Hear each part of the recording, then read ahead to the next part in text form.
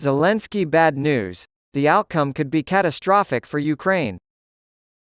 Many Western officials and analysts believe the stakes are high for Ukraine, despite Kyiv's best efforts to dampen expectations ahead of the upcoming counteroffensive against Russian President Vladimir Putin's forces. According to Punchbowl News, Texas Republican and chair of the House Foreign Affairs Committee Michael McCaul said this week that the success or failure of the Ukrainian counteroffensive would determine whether or not Congress would approve a supplemental spending package to aid the country.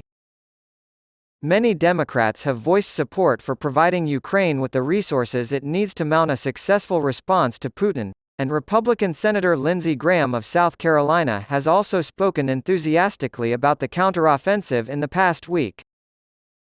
Professor of Political Science at Northwestern University William Reno told Newsweek, "The stakes of the counteroffensive for Ukraine is the need to show Western backers that the investments and risks of the past year and a half bear fruit.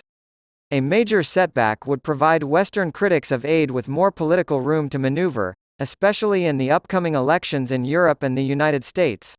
According to Reno, Ukrainian President Volodymyr Zelensky and his government also needs to show Ukrainian people that their sacrifices are not in vain and that conquered territories can be reclaimed. Natalia Galibarenko, ambassador of Ukraine's mission to NATO, appeared to try to dampen anticipation of a counteroffensive last month. She stressed this point during an interview with the Lithuanian media outlet LRT. One counteroffensive cannot determine the course of the entire war. Instead, she suggested that several counteroffensives might be necessary to achieve this goal.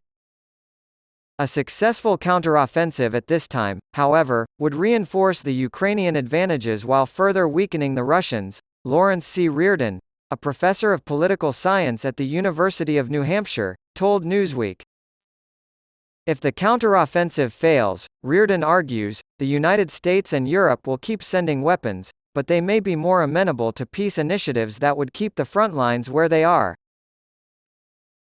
Professor Mark N. Katz of George Mason University's Schar School of Policy and Government told Newsweek that some Western voices would want to pull back support for Ukraine if its counteroffensive failed.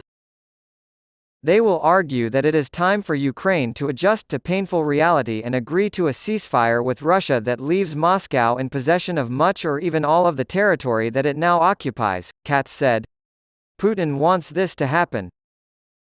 By contrast, a successful Ukrainian offensive now, however that is defined, will not only make it easier for Ukraine's congressional supporters, in the United States, to keep on providing military assistance to Ukraine, but will also make it more difficult for its opponents to make a convincing case about why this should not continue, Katz said. As for the battlefield repercussions, Cornell Associate Professor of History and Director of Teaching and Learning at Cornell in Washington David Silby told Newsweek that a failed counteroffensive would most likely re-establish the status quo stalemate. The situation would return to where it began, albeit with many casualties, unless the Russians had enough forces to manage a substantial attack of their own, as Silby put it.